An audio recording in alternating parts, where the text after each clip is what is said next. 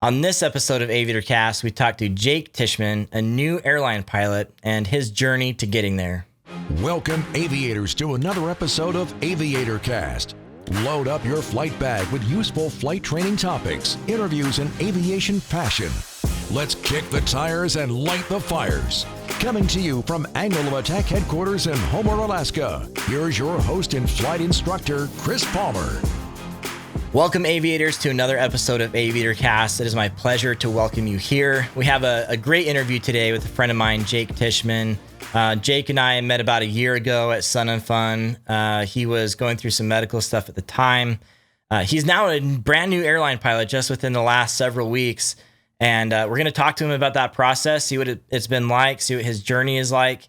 And it's actually very enlightening and encouraging. So I hope you stick around for that. So just as some notes, if you guys want to review this show, then I will send out an AviatorCast t-shirt for those of you whose reviews I read on the show. So I'm going to start collecting those reviews. If I read your review on the show, then I will send you that, either a t-shirt or one of these Angle of Attack hats, aviator hats, and that'll be a thank you to you. So maybe you guys can just review anyway. But anyway, please go out and review the show. Also, if you're on YouTube, subscribe and turn on that notification bell.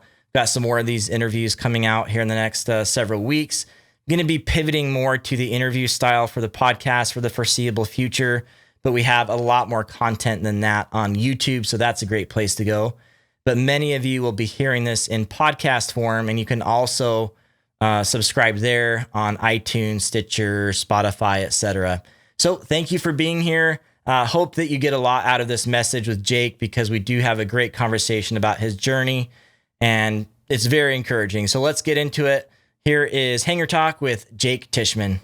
All right, everyone. We are honored to have a very special guest with us today. We have a friend of mine, Jake Tishman. How you doing, man? Fantastic. How are you?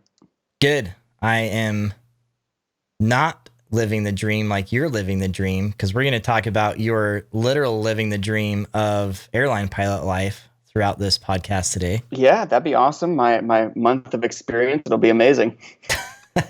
But it took something to get where you are. And so I think that that's the compelling story here, because I know a little bit about your background and that this wasn't just like easy, right? So it's actually a pretty compelling story. So that's why you're here. You're here to tell us the story of Jake.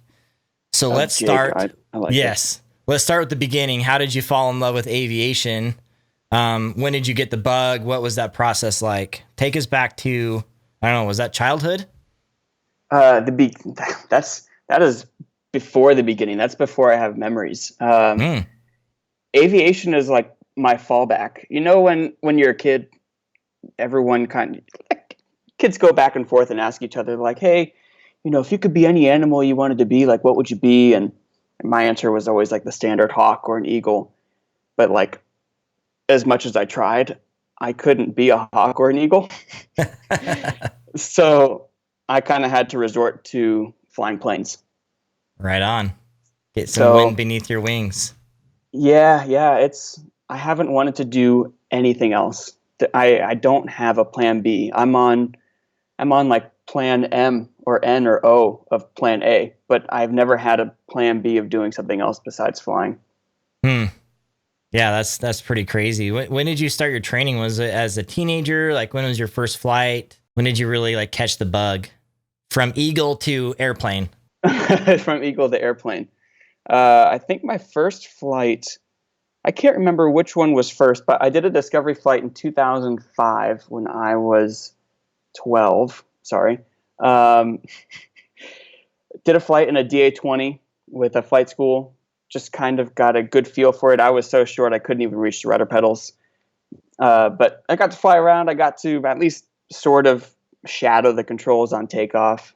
It was amazing. It was everything I kind of had hoped for. It didn't quite live up to what I wanted it to be, because I want to be pulling G's. I want to be in and out of my seat, like anything to mess up your face, sort of flying.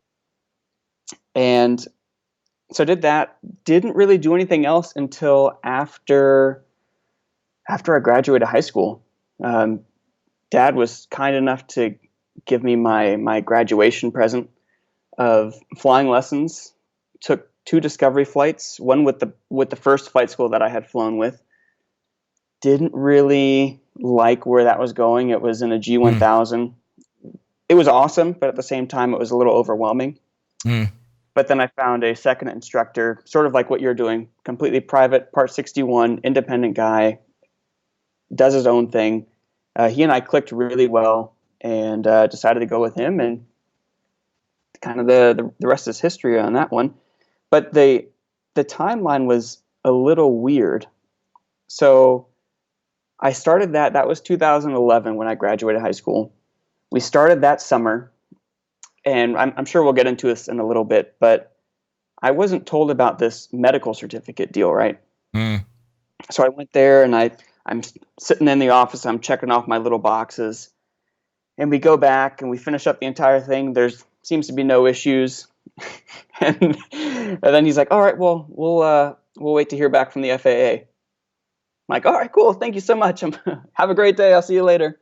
Not knowing that I'm about to sit and not doing anything for the next 3 months, because I was about to solo. And obviously you can't solo without a medical certificate.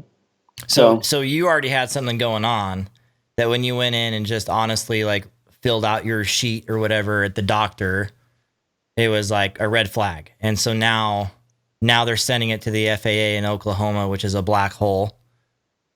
Exactly. Yep. Yeah. I wasn't told that there was red flags in medical certificates. I thought that they were just checking your vision, your hearing, your heart. Right. I have no idea that there was anything else involved. So I already had a pre-existing condition that I was diagnosed with back in 2007 or 2000, probably before that, probably like 06, 07, I think was when I was diagnosed with the autoimmune disease. So like it was something I've been living with, no big deal. But right. Of course, I'm not going to lie on a federal document. So I'm just happy-go-lucky, like, oh, check, and sure enough, red flag, 3 months, no more flying. I'm surprised it was only that long. I mean, I don't know what your condition is or was or whatever. Like, you don't need to divulge it, but like people can get lost in that process for a long time, and it's really depressing. Yeah, they sure can. There's been a number of groups kind of pop up recently. I know that a friend of mine on Instagram, I'm sure you follow her as well, Emily, kind of has been documenting her process along. She went to ATP Flight School as well, which I'm sure we'll get into in a second. But yeah, it's difficult because you just like the training process where you don't know what you don't know. You don't know like what you're getting into. You don't know what you're supposed to keep track of, what tests you might want to do. And so a lot of times I'll be mentoring somebody and it's about time for them to go get their medical certificate. And I have just as serious of a sit down chat with them as I do before I start their training. Like, you don't have to tell me anything, but you need to know that there are some things that they're looking for that will send up a red flag. And if you have any question whatsoever, before you do anything else, go talk to an AME. It's worth whatever they charge you. Yep. Exactly. Yep. Go get it figured out. Figure out what you need to divulge to the FAA. Yep. And because the last thing you need to do is throw yourself under the bus and be screwed for the next couple months. Yep. And in some cases screwed entirely for forever. And it's not that you're trying to hide anything. It's just that there is a smarter way to engage with the bureaucracy than just to go and offer all your information like up front without any strategy, So like, did you know that I had a similar issue? Like, I have an autoimmune. So yeah. I think we had talked about this last year after we had just met. Yep. It was rough. Like, when I was 17, I called up an AME, and for some reason, I was probably just as naive, but I was just asking them, thankfully, like,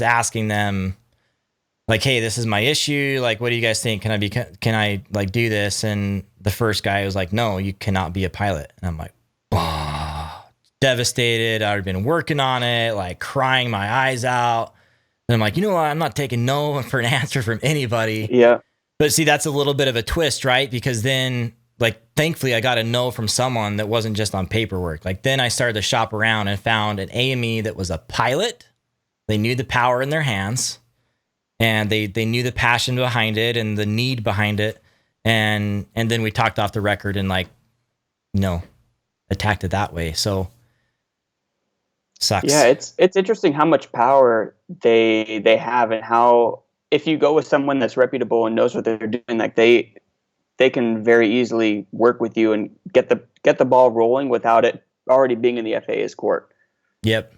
And again, it is a bureaucracy because they have like regional offices as well where they can do a lot of the work and approvals without sending it to the FAA. Because like I let my medical lapse like after I moved to Alaska at some point because I was out of flying for a while. And then I just went back to a doctor. Like I knew the process, right? So I told them everything and they sent it like straight to the FAA. They didn't try anything else. Like, you guys are idiots. And so then that sent me down another rabbit hole. Anyway. So yeah, the advice out there is talk to that AME off the record first before you start the process. If there's something like in your history, Yeah. And kind of the way to go about it is obviously ask your instructor first, but there's so many groups, especially if people are on Facebook, to be able to look up a region that they're flying in and to be able to ask the group, hey, what medical examiners do you guys see? And almost every single post I've seen has had a list. No matter how many times that question gets asked, people want to share who their medical examiners are because, for people like us, they're our superheroes, man. Like they give us that ability to go do what we love. Yep. And I will absolutely send anyone. I mean, he's a bit bonkers sometimes, but I would send anybody to him. He's great. I can email him whatever I want. He sends, like you said, everything to the regional office. Mm-hmm. He picks up the phone call, talks with them, gets an approval right then and there. Sometimes it's great. Yep. And yeah, it's just much better that way. And like my doctor's the same way. Like I go into his office, we talk about the recent stuff, if anything's going on. He talks about testicular cancer every time for some reason. He must see it a lot. Anyway, like there's these little things he sees that he's careful about. But then he's like, hey, here's my cell number. If anything happens, you call me first. Like, I don't care if it's 3 a.m, you call me first. And that's so reassuring that in a time of crisis, if there was one, that you have someone to talk to that can protect your dream, because it is super important. Like, this is one of those just no-go things. If you get red list or blacklisted, then you can be in big trouble. Yeah. And I know that there are some conditions where if you've been red flagged, if it's been in remission, or if you're not having any difficulties with it recently or in some sort of recent time frame, that you don't have to check, or you would check the box, but apparently the FAA doesn't necessarily red flag you anymore. But I know with the two of us, I'm kind of permanently red flagged, and each year whenever I go to the medical examiner, I'm just kind of like walking in with like every appendage crossed, like, oh, I really hope I get to keep working. Yeah, it's the same for me. So you get yours renewed every year?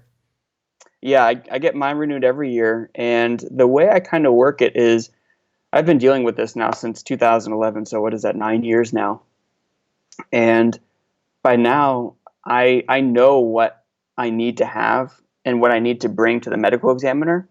And I even go so far as I know what the letter needs to say that gets sent to the FAA. Yep. So I just wind up making it super easy for everybody. I request if I can request the records from my doctor's office, get that.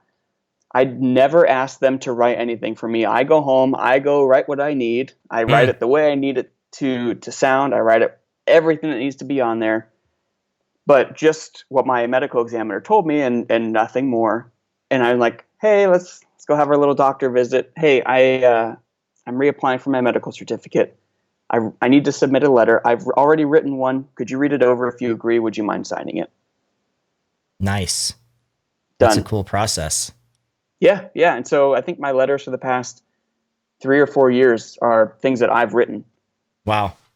Yeah, that's cool. I have to do a letter too, but it's like we used the prior year's letter that worked, right? So then we kind of renew that, and that usually works. So yeah, it's a process. So if any of you are out there are coming up against that medical thing, you think there might be something, start working on it now. Try to do as much off record as you can first before you engage. Find a medical examiner that is a pilot, knows the power in their hands, and we'll try to keep things regionally as much as possible. So, yeah, exactly. And kind of one more point to add on to what you just said. I think it's a great point. I have a friend of mine who just got diagnosed with a form of leukemia. It's a little bit progressed, but it's one of the more curable kinds. And he called me. He's like, "Hey, this is going on, and it's heartbreaking." He's like, "What do I need to do to make sure I can go fly again?" I'm like, "As soon as this process has started for you, immediately, every single thing you get done, tests, blood tests, whatever it is, get copies of everything. Take them in, just store them in a file, whatever it is. Then when it's time, go to the AME. You already have everything that you need, and then you can start sifting through things that you actually need to send to the FAA." So that's really good advice.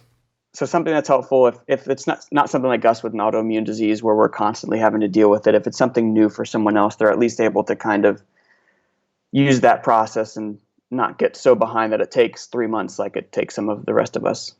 Yeah, I think overall this is just a good reminder that there are just like perfectly healthy people, and most people I think are that way. But if you have something going on, it's not a no answer.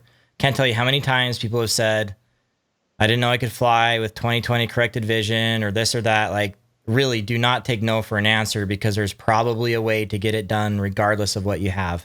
Like there are people I know that fly without arms. Like that one lady, the one-footed pilot or whatever. Yeah. She does not have arms. Yep. Yeah. Because it has the integrated rudder. So it's amazing. And then my other friend, Phil, he has just one arm, and he's CFI now. So he's gotten through all those ratings, no restrictions. It's so cool. So don't take no for an answer. I think I didn't know we were going to go that deep on that. That's great. It's just, people need to hear that. Like they need to know that there is a way. So I'm glad we went into that. To kind of sum that up, there's a great mantra dealing with the military and flying for the military.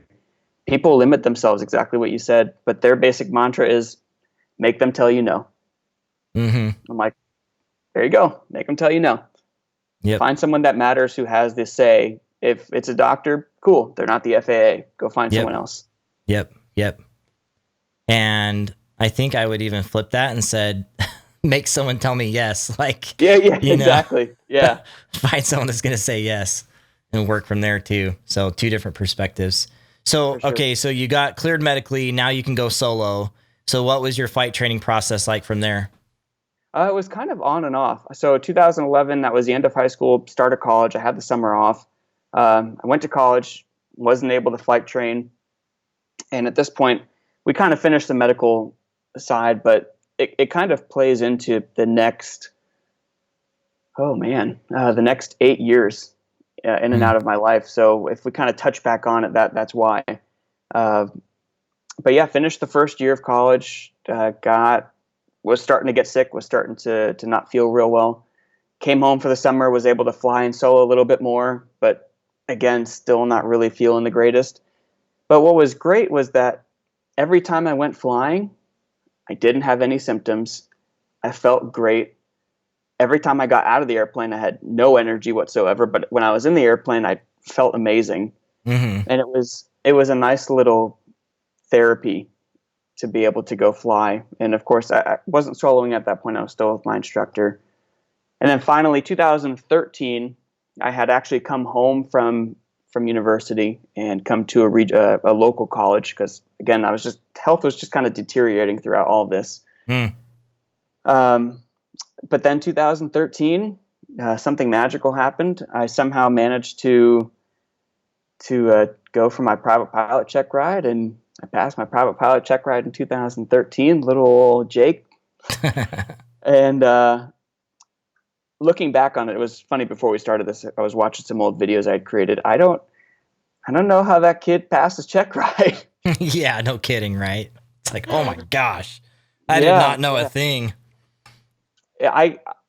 I've always been able to fly really well. I've always had good stick and rudder skills. I've kind of felt personally that I've lagged on the knowledge section, and I kind of felt like I just faked it till I made it.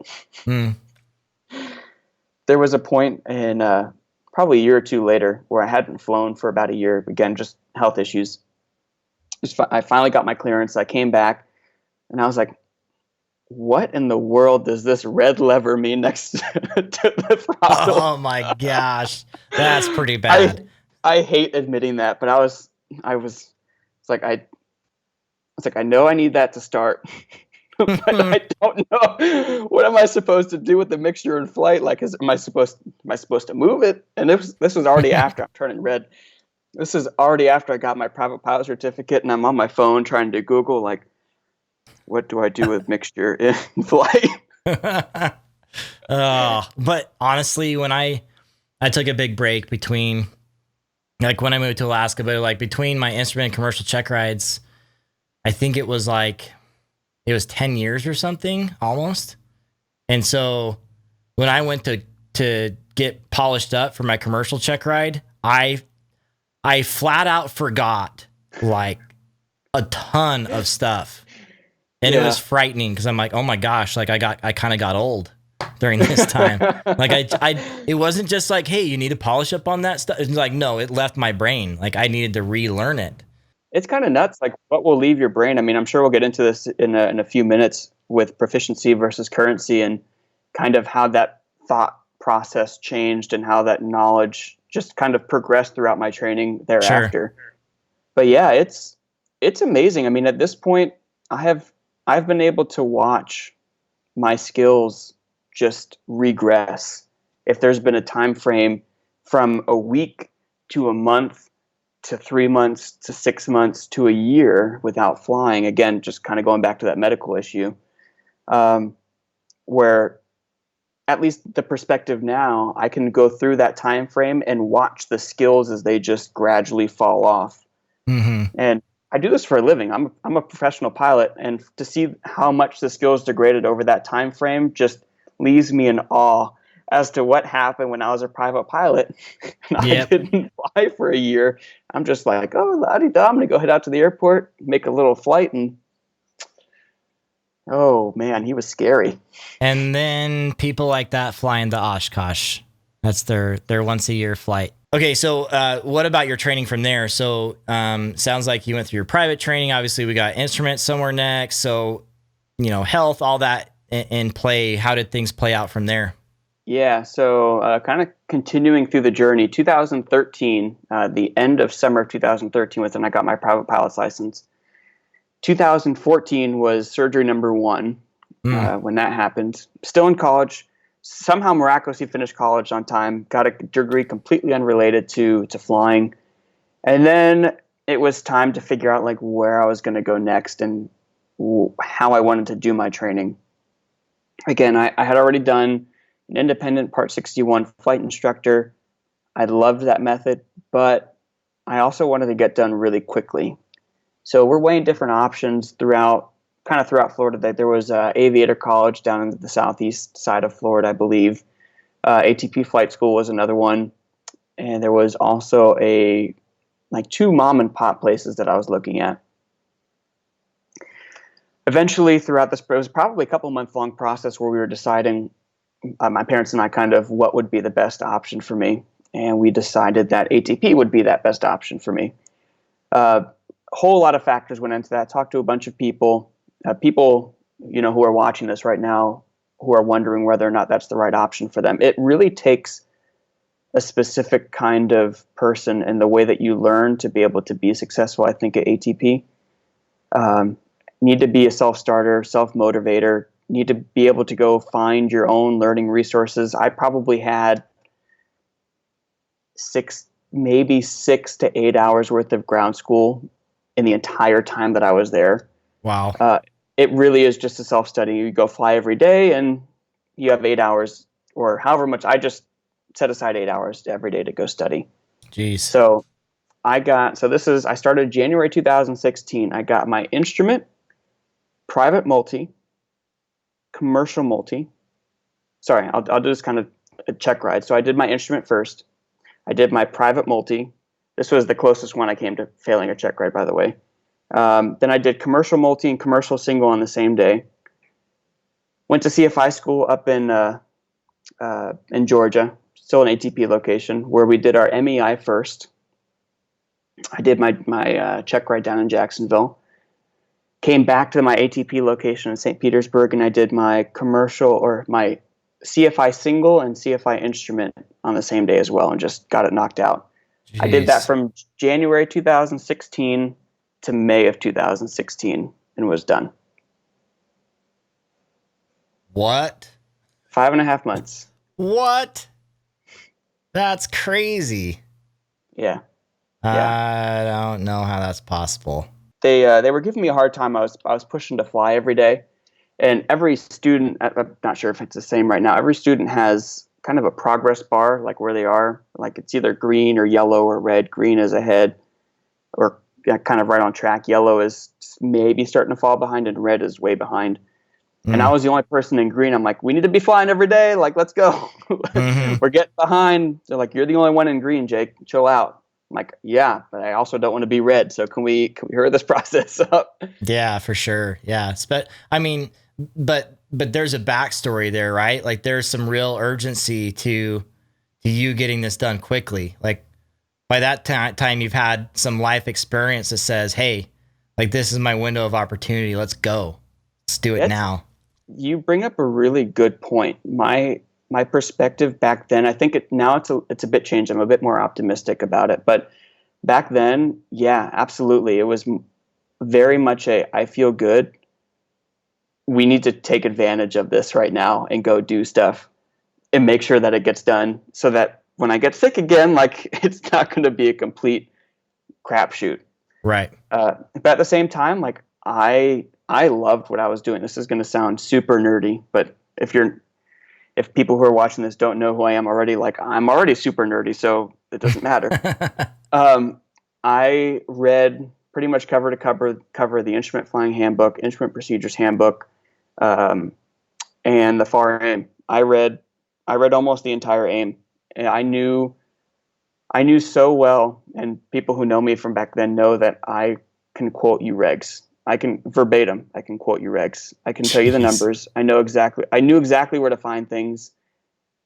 Still do. Definitely not as sharp as it was, but I knew pretty much every reg pertaining to CFI just here, and I could just spit it out to you.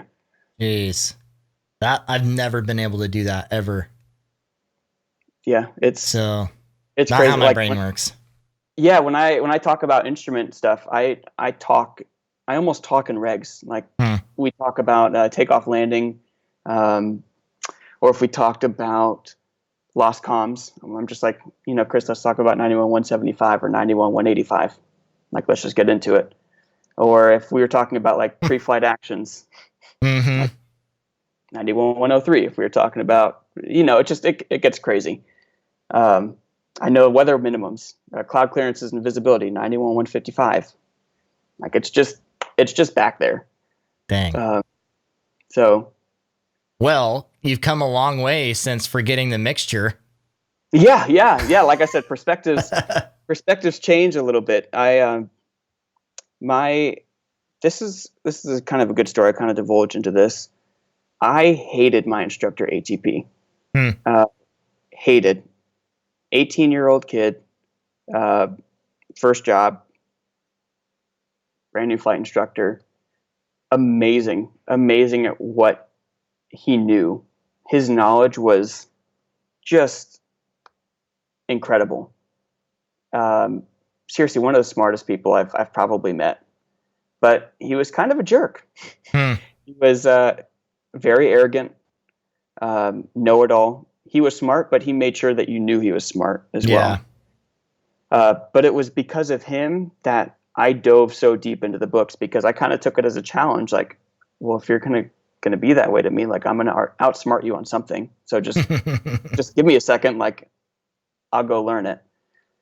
So it was because of him that I developed that mentality, and he also gave me a lot of hardship on my flying.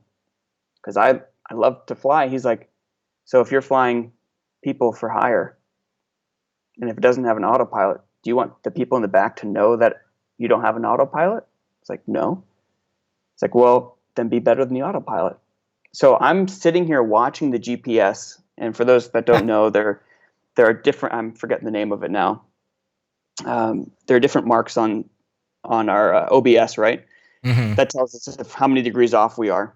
But on the GPS, it gets super specific, and you can see your cross track on it, right? In relation to your course. If I got more than 0.05 off, he would be on my case. Jeez, man. And so because of that, I developed that mentality, like that was normal, that was healthy, and that was kind of the right thing to do. Like, he's pushing me, like I thrive off of that kind of stuff. So while he's being a jerk, like, I hate his guts for it, but at the same time, I'm super appreciative. So I'm thinking that's normal. I'm thinking that's healthy. Like, I'm pushing myself all the way through the rest of my instructor certificates. I get all of them. I decide not to instruct for ATP. I go back home to Orlando. I start instructing, and I'm holding these people to the same standards that I was flying at. And that wasn't good. Yeah. So what was that like? I mean, because obviously you got to have a bit of a come to Jesus moment at some point. And it really wasn't a come to Jesus moment. It was kind of a progression. At first, it was like, why are all these people so terrible at flying? And I was like, this can't be. It's like that just can't be. Yeah. And so it took a realization process, probably over the course of a couple months. I had only flown with 2 pilots at that point. Or probably 3. I think I flew with another instructor at ATP. But I had flown with my private guy, my main ATP instructor, and a second or third guy who just kind of gone into my schedule. Other than that, like, I had no other experience. I didn't know what it was like to fly with other private pilots. I didn't know what it was like to fly with another commercial pilot, someone who does it. Like, all I had was that experience, and I'm thinking that that's normal. I'm thinking that that's healthy. And so over the course of a couple months, I'm starting to learn, like, hold on, maybe I'm the freak. Maybe I'm the freak of nature, and like I need to drop that, because that isn't normal. And what is normal is what I'm not used to. And so I kind of had to educate myself and learn how to be a little bit more open and forgiving. But it wasn't a short process. You can ask anyone who I started to train with. I mean, they could probably say I was a bit of a handful as an instructor at first. Yeah, that's interesting, because I mean, people can get really discouraged if they're held to like a super high standard like that. Like, I'm not even sure I would do well in that, because I err more on the side of like safety and decision making than I do like precision flying. Like, that's just my MO kind of. So, but obviously there's got to be a balance, right? Because you're not actually really safe unless you are precise in some sort of way at some point. So there is a balance, but on one side or the other, you're actually kind of in some weird territory. So yeah, like, sure. Where do you think you ended up as an instructor, like through that process? Like, if someone was to explain who you are or were, like, who were you as an instructor? It depends on when I had them in my career. Right. If it was at the beginning, they would say it was very overwhelming. I held them to a extremely high standard, and I think I've been good about going back and apologizing to those people, because I'm friends with most of them still today. I'm sorry. I didn't know better at that point. I was just going based off of whatever experiences that I had up to that point. And if you ask someone who's been a bit more recent, or maybe people I've mentored, or, even up to the point now of being in the same cockpit as another pilot while they're flying, and I'm monitoring them, watching mistakes or watching just variations in standards happen, there has to be, like you said, an acceptance. I learned that there's a point where you just have to shut your mouth. And when that point is, it's almost like a little internal feeling, a little internal voice inside your head that's like, maybe I should stop talking, because the more I'm talking, the more it's degrading their performance. Yeah. The worse that they're going to do. I'm just not helping the situation. One of my favorite moments in instructing, I was flying with a guy. We were working on trim while he was in instrument flight, finally we were coming up to the ILS, our final approach back to our home airport, and he's like, it was some curse words in there, but he basically said, Jake, shut up. Stop talking. I said, okay. And so I sat back and I watched him fly the best approach he's ever flown. Mm-hmm. We didn't talk for the rest of the taxiway, the rest of the taxi in. We went and parked the airplane. It's like, so where'd that come from? Yeah, I had a moment like that too. It's almost like I almost want it to come to that point though with a student. Not where I need to shut up or whatever, but where they just have to take control. I think Sure. it's almost like a rite of passage where at some point they need to decide that they are in control and they are the pilot in command. So I've had it happen several different times, but I remember with one student, like we were talking and something was happening during the landing and he wasn't sure if he was landing or not and was like asking me. And then he's like, I'm just going around. So I'm like, great, like do it, man, go. Yeah. And so then the rest of the time, like we were just quiet because like we kind of yelled at each other for a second. And then it was like, awesome. Like he nailed everything that I told him to do, like that I've been harping on for a long time. It's like, that's it. Like you passed the precipice there. So I don't know. Like I think sometimes people need that, but It's one thing where it's on purpose. It's right. another if it's on accident, like what I was unfortunately doing in the beginning of my career. Right. But now, like progressive wise, like I've just learned to just kind of sit back and watch. At this point now, I don't say very much. Like I look for certain cue words to say to somebody. I mostly taught instrument. I had one private student that I soloed, but I'll kind of use him as the example. And I know that you had talked to Josh, and Josh is working on this along with Steve with Flight Shops, this awesome AQP program talking about energy management and how pilots should think in 3D and just not getting slow, or if you are slow, like do you have altitude, like just kind of that whole mentality.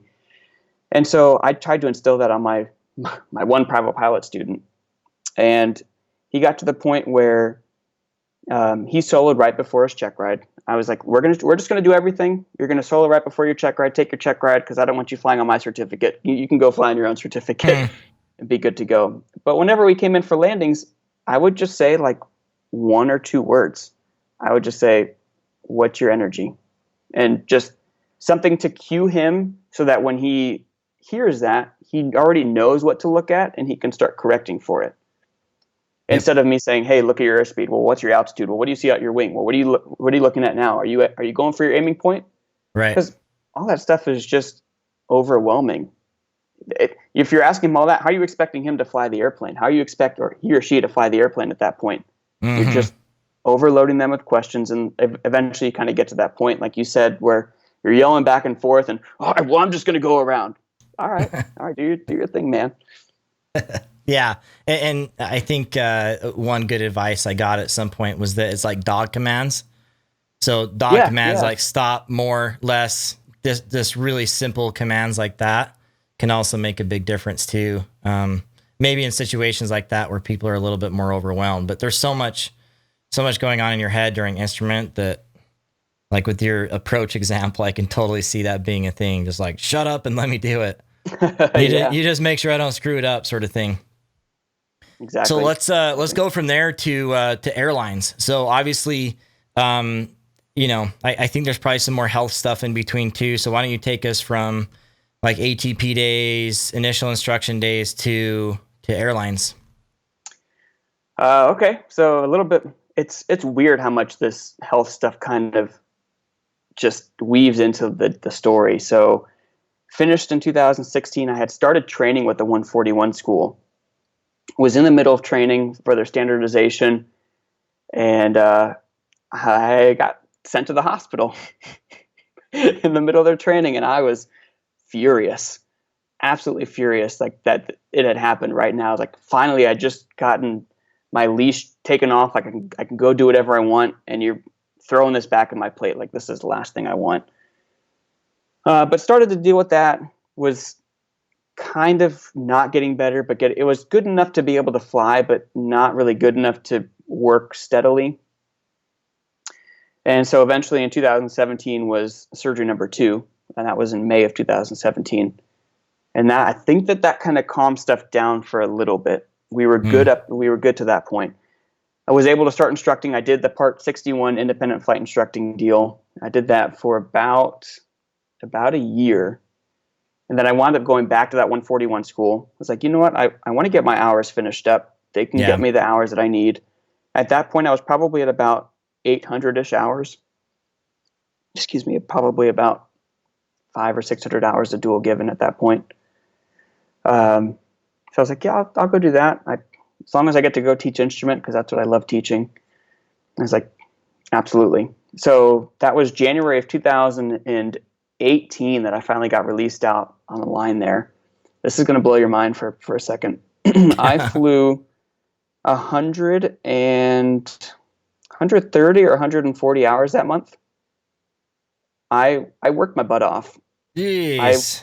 I was taking the minimum, was it 8 hours, the cumulative 8 hours of rest in between days, and I was only taking my 1 day off. So it was nuts.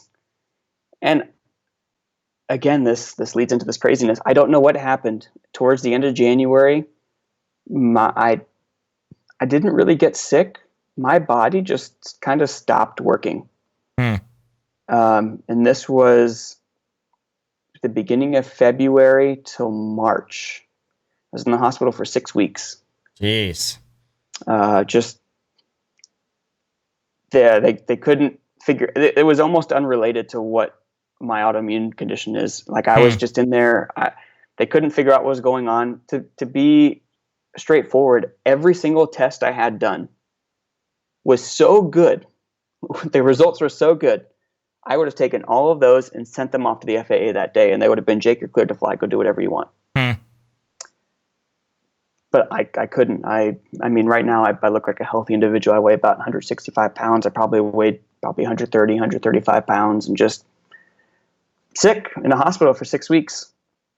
But because of that, I had one of the greatest adventures I have ever taken, and I hate to be thankful that I got as sick as I did because it was horrible. But because of that, I stopped the 141 gig, and I was like, I kind of want to go somewhere else. So I packed all my stuff up. I went and flew skydivers in a Cessna Caravan out in Portland, Oregon for the summer. Nice. While I was out there, I made an awesome group of friends, completely not aviation related, but also got introduced to aviation people who I'm still friends with today, which is awesome. And then I started contracting in a Cessna 210, flying between Portland and North Dakota and Utah. Dang, that's some time building right there. Yeah, no, it was great. That was the finish up that I needed hours wise to be able to go to the airlines. That was kind of my last hoorah. Amazing. So I'll definitely be closer to you soon because my heart is left in the PNW. Yeah, man. I will be out probably in Washington somewhere with my lady at some point. She just doesn't exist yet. So is this an advertisement? That's right. Apply today.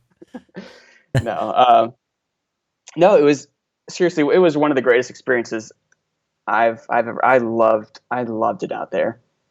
But it's time to start the airline career. So I went to airline training. We started the year in 2018. Got sick. This was the entire summer of 2018. And in the fall of 2018, we started airline training, went to INDOC, went to systems.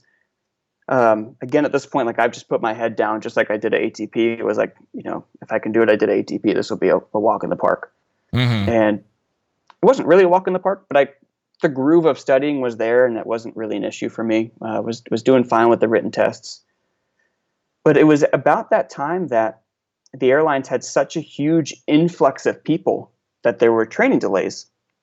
Training delays as bad as with Piedmont. I think that they were almost 7 or 8 months delayed, where people were getting almost paid vacations to go home, to go do what they wanted. That's and crazy. For their spot. Yeah. But for us in particular, we were 2 months. And at that point, I was feeling good, and I had told them, I was like, hey, we have these 2 months. The first surgery that I had kind of set something in motion, and I really, really, really wanted to get it reversed. Mm. And this was kind of my time. Like, it's supposed to be, it's a major surgery, but it's supposed to take about 2 months to heal. 2 months training delay. Like, what do you think? Would you rather me do it now, or would you rather me wait till after training to do it, where I'm working off a consolidation, going to lose my proficiency and currency, everything? So they're like, you know what, Jake, like, go ahead and do it now. Don't worry about it. Go ahead and take your leave. All right, I'll go ahead and do that. So first week of December, had the surgery. Was in the hospital for about another 5 days, a week or so. Came home. Process of recovering for each surgery is just, it's horrible. But I'm optimistic. Like, this is finally, like, we're in the place that I want. Yeah, we've done everything. This should be the last one for a long time. We should be good. Well, January comes and goes, and I'm still lying in bed every day, fatigued, 130-ish pounds, not moving, just not healing. So I'm like, okay, let me just reach out to somebody at the company, or in my case, the union, and started to kind of work with what I knew. It's like, hey, gonna need a little bit more time, maybe a month or two. Hopefully we should be there. And then in my time, I started to find as many specialists as I could, and was like, hey, this is going on. Can we fix, like, this nonsense that's happening? Yeah. Was just doing as much work as I could. And we're now in April of 2019, still not getting better. We've gone so far as, I was living in Florida at the time, I was looking in specialists up in New York and flying up to New York to get tests done. It's like, jeez. And they're telling me that I'm going to have to redo surgery number 3 to do what surgery number 1 did. Gosh. And I was, like, super devastated. And at this point, like, I'm feeling even worse. At this point, I'm down to like 120-ish pounds. Just horrible. Just felt horrible. I couldn't move. To give you an example of how bad the fatigue was, I would drive, if I was driving home, I would sit in my car for about 45 minutes in the driveway, trying to muster up enough energy to go inside the house. Jeez, dude.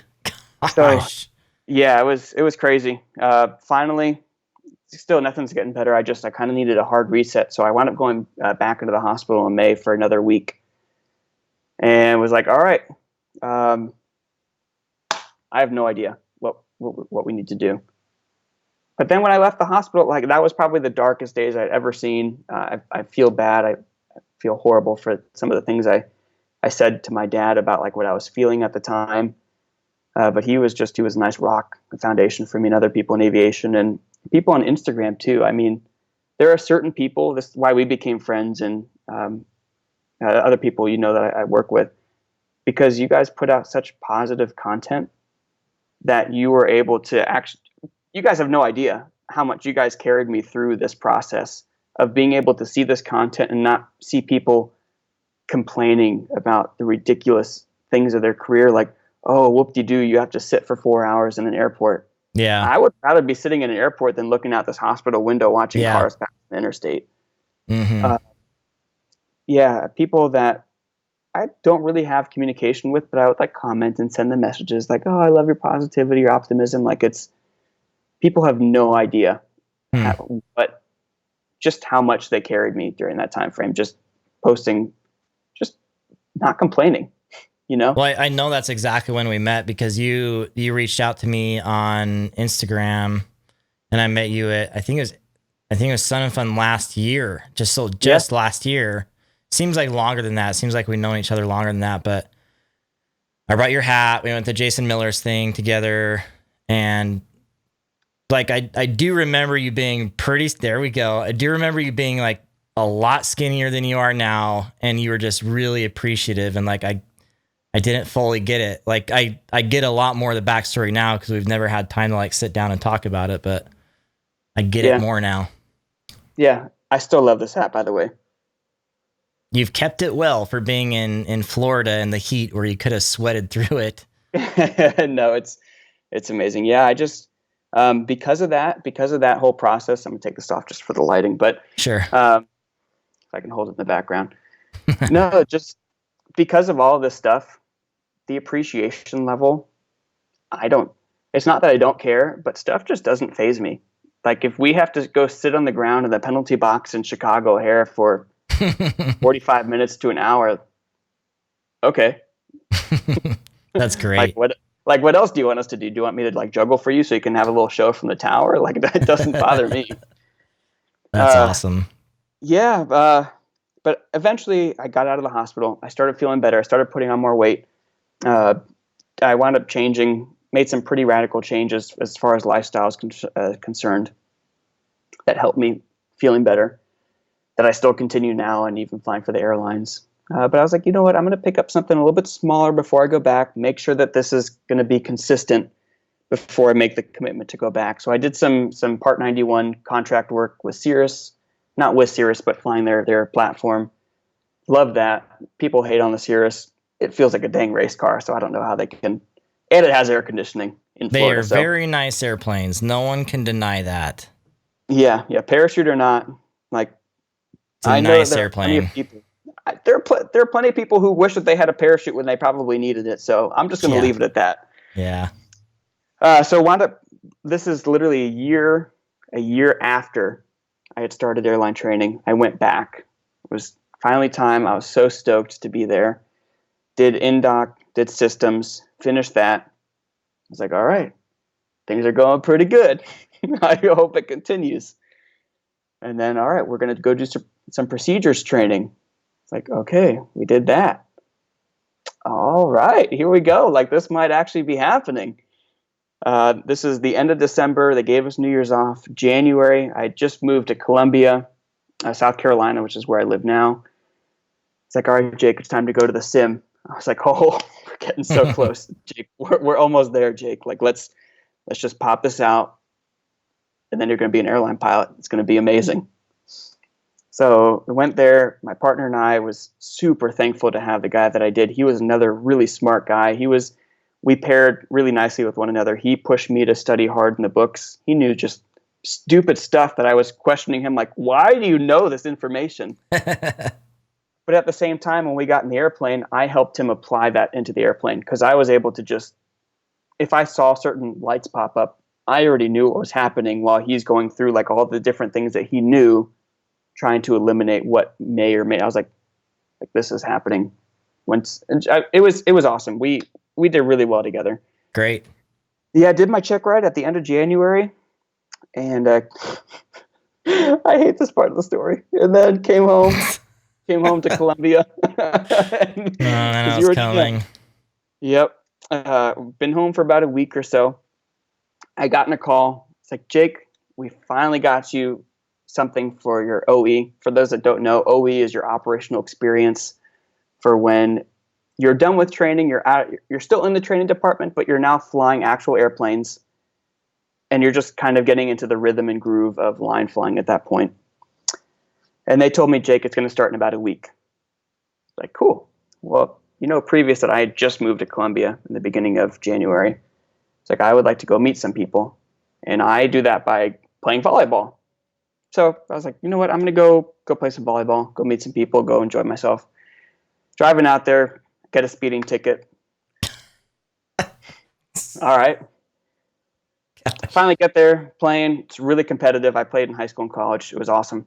But then I went up to go block somebody. I should not have gone to block him because the set was really tight to the net. His feet came under the net on my side. When I came down from the block, there goes my ankle. And there goes another 8 weeks. Duh. The saga of the volleyball ankle. That's right. So we had just made it through training. I'm officially an ATP, and I'm now out for another 8 weeks with a fractured fibula. Gosh, man. Yeah. Okay, can we just skip over this part and get to where you get to fly a plane? Yeah. Yeah. So they finally cleared me out of the boot, and they called me for OE, again, operational experience. And it was in 3 days. I left the house once in those 3 days. I didn't want to risk anything. Yeah. And yeah, we finally got out there. I got in the airplane, and the first day was done, and like that, I'm sitting in the hotel room like, I flew a jet. Oh my god. Oh my god. Like hold on, I got it back here just for the people. Like, Nice. yeah, like something 100 times the size of this, but I flew it. That's awesome. And yeah, I think I posted on Instagram. I was like, it finally happened. So yeah, here we are. Just, this is the completed product. Like, this is what you get. At this point, like, there's no holding back. I mean, I'm people who kind of see my stories on Instagram or see my posts on Instagram, like, I make fun of myself. I'm super grateful and appreciative for everything that happens. Like that's just kind of who I am. And I hope that people who see it are like, oh, you don't have to be like a gear monkey. And like, I like to go ride motorcycles. Mm-hmm. And I come back, like, I also like to cross stitch. I listen to barbershop quartets, like, and I cook and I go to the gym, and like, that's my life. And I have no idea what systems do besides what I need to know. And I'm like that's who I am. That's such like a crazy journey though. I mean, I can't imagine what listeners are thinking to like go from where you were, all those struggles, to where you are now. And like, just knowing you for the last year or so, like, it's been ankle aside and some other things aside, like, it's actually been a really good year for you. Would you say this is like your best year yet in terms of health, and like everything's just kind of clicking at the same time? From about July of last year up until this point, yeah, I've started to kind of get into my groove. I like to write, so I write pretty consistently. I was able to kind of start flying again and doing that whole deal. I mean, I'm an only child. Like, I was kind of a punk kid. Like, I think I knew what's best for myself. Like, through this whole process, it's one thing to kind of grow and learn lessons kind of along the way in life. It's another to kind of be pushed into it at 18 years old and just like, life lessons, here you go. And it just kind of slam your face down into the brick wall. Mm. And so because of that, like, that's kind of resulted in all this. And you can just appreciate, like, there's the smallest of details. God, like, there's nothing too small. Like, for example, I can go walk down the stairs to my car and I can go drive to the grocery store. How cool is that? Yeah. I drive a stick shift, and I broke my left ankle, and I couldn't drive my car, and I couldn't walk down the stairs. Well, the time that you were in the car, like, getting the energy to just go inside, like, even that, Yeah, when I park now, like, I just open my door and get out and walk inside. And it's honestly something that actually a lot of people can probably relate to right now. Maybe not so much like their own health, but just like the health of others and what we're going through with the virus. Just like those freedoms that you don't typically, or that you typically have that you don't have right now. Like, you've been going through that for years, and you've been told no for years. And whether it was no by the FAA or no by yourself to self-regulate, it's like, yeah, like, everything becomes awesome suddenly, and you notice everything. Yeah, I totally get it. Like, I've been there too. Yeah, it's interesting, and there's a whole different mindset on what I talk to people who are having like difficult times when they're having to stay at home. Like, right now, we go work. I have no idea why we're working, but I go to work and I love every second of it. But there's this whole thought process that seems to kind of have dominated this whole quarantine lifestyle of, oh, this is your time to go be productive, go learn, go. And my perspective is, why don't you just take a couple minutes and just chill out? Mm-hmm. Like, go sit in your chair, don't have the TV on, don't have a book, and just kind of sit there and just let yourself feel whatever it is, because you learn so much. I mean, it sucks sitting and watching a clock tick, but you learn a lot just sitting there, even just if you have no particular flow of thoughts. Right. Yeah. And like for me, like my brain can't slow down really. So like I'm always thinking, right? But I think there actually is a lot of wisdom in that. And, you know, on my side, like I'm encouraging people in aviation not to give up on their dreams and continue to work and not just stop, because the stop of momentum can really hurt you if you're trying to reach those dreams. But at the same time, like this has been a great time for me to just focus on family and slow down myself and be like, hey, I can't fly with students right now. I probably could. I could like find some back way to say I'm an essential service, but I'm not really playing that game. Like I don't think it's that safe right now, so I'm not doing it. But sure. But just like all this extra time with family has actually been really special. Like even like church wise, like we don't go to church right now because that's the smart thing to do, is don't go to church right now. So we do church at home, and it's just our family, but it's actually been like really special. Like we're always going to remember this time when it was just us and it was just the boys, and it's special. Right. So let's appreciate it, and let's appreciate what's around us. Let's appreciate the beaches that are more clear. Let's appreciate the skies that are more clear. Let's appreciate the slower lifestyle. So I totally get that too, for sure. Yeah, there's some crazy things that are happening in the world because people are kind of staying inside right now. I think one of the things that blew my mind was you can now see the bottom of the Venice Canal apparently, and there are dolphins swimming in the Venice Canal. I heard about that. Yeah. Yeah, it's just impressive. But kind of like what you're saying, just kind of toning it back. Like my perspective is tone it back for like a couple of days. Like give yourself a few moments to just sit so that you can kind of refresh. Almost going on a little tangent of exercising and going to the gym. Like there's a point where you just plateau. Right. And sometimes the best thing to do is just to kind of dial it back a little bit instead of trying to go harder and harder, because you're just going to burn yourself out.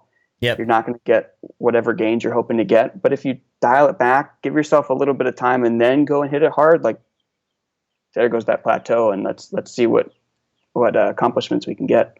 Yeah, I think it's a good time to really reevaluate. I think culturally as Americans, we work way too hard. We work way too long. We try to fit in too much. We try to buy too much, try to work too much to buy those things. Just like this might actually be a really good time to really reevaluate everything and see how we're going to do things different. So I think those things are welcome. And I think you've probably been experiencing more of that over a longer period of time than the rest of us. So yeah, it's an interesting perspective. So along those lines, last question, what advice would you give to those in aviation? Doesn't really have to pertain to like right this instant, because I think that this is something that will eventually go away, right? But what is your advice to someone that's struggling through aviation, that's not sure, that has those blocks, that needs the encouragement to go forward?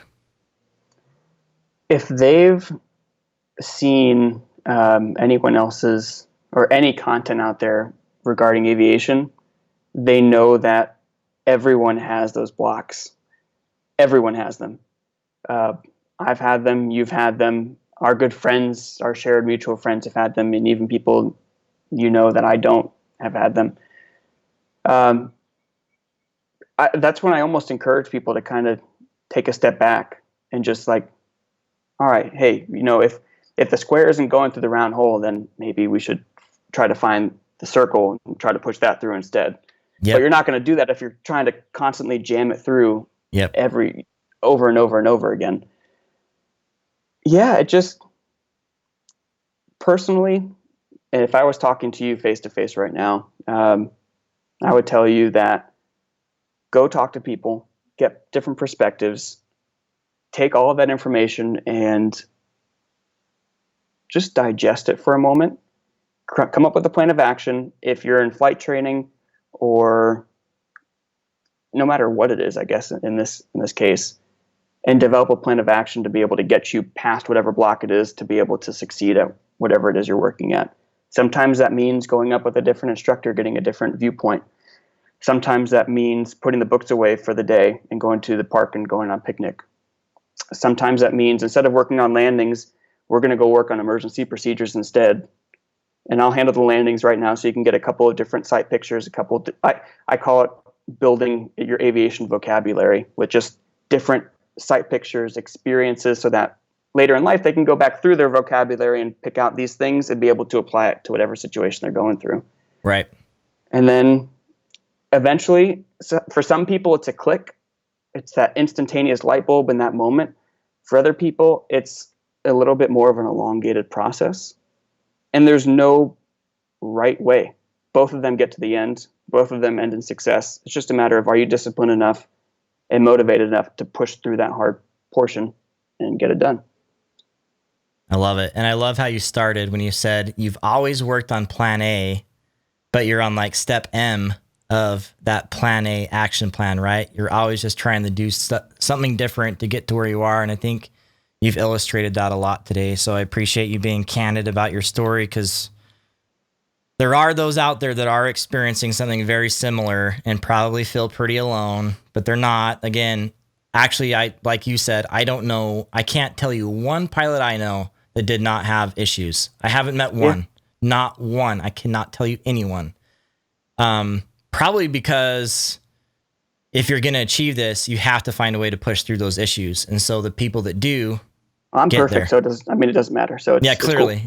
Cool. All right, man. Okay, so you're on Instagram, JT Aviation. Is that private, or can people follow you? Oh yeah. Come join the circus. Like it's a ball. It's a fun time. I don't think I ever told you. Do you know what Plan A was, by the way? Oh yes, no, I know because of your Instagram stories. Yep. Oh shoot, I don't even know. What did I post on there? Well, you were like out watching the Air Force flying by in the F-16s or something. You were out on your motorcycle. Yeah. Plan A was a U.S. Navy Blue Angel. Yep. And then the Air Force that kind of came along afterwards. Yeah, I'm working on that, but I told them they had to keep it fair for everybody else, so they passed that up. Gotcha, man. All right. Well, thanks so much for joining us today, and appreciate your story and your spirit. Appreciate it. I know everyone else will too. Absolutely. It's good talking with you. Good seeing you. All right. You too, buddy. See ya. All right. A huge thanks again to Jake for joining us on this episode of AviatorCast. An incredible story of perseverance. Something that every pilot needs to do is to persevere through their training and through their hardships. I think Jake faced more of them than usual, and it's just so cool to see him where he dreamed of being. And I really honor him for how much he's pushed through and the great things that he's doing in aviation. So go ahead and go and follow him if you want. And if you have any questions for him, you can always comment anywhere, and I'll direct him there, and he can discuss things with you guys. So hope you got a lot out of it. Again, please subscribe here on YouTube if that's where you're watching this podcast. You would have been able to see Jake's face if you were on this podcast, if you will, on YouTube. And then if you are on podcasts themselves, iTunes, Spotify, Stitcher, Google Play, etc. I think we're everywhere, so you can subscribe there as well. Please leave a review. If you guys need any official help in your training, you can check out angleofattack.com. We have online ground school, and we have Check Ride Ace, a check ride preparation course. So go ahead and go check that out if you're in the market for that sort of thing. And I hope to talk to you guys next time with another great interview. Until then, throttle on. We sincerely thank you for joining us on AviatorCast. Please subscribe through your favorite podcast service and leave a review. Check out more flight training resources at angleofattack.com. There you can find this podcast, many free aviation training videos, as well as online ground school for private instrument, commercial, and CFI. Got a check ride coming up? Check Ride Ace from Angle of Attack is your ultimate companion, guiding you through the process so you can conquer your big day. Thanks once again for joining us on AviatorCast. Turn left, contact Ground Point Niner.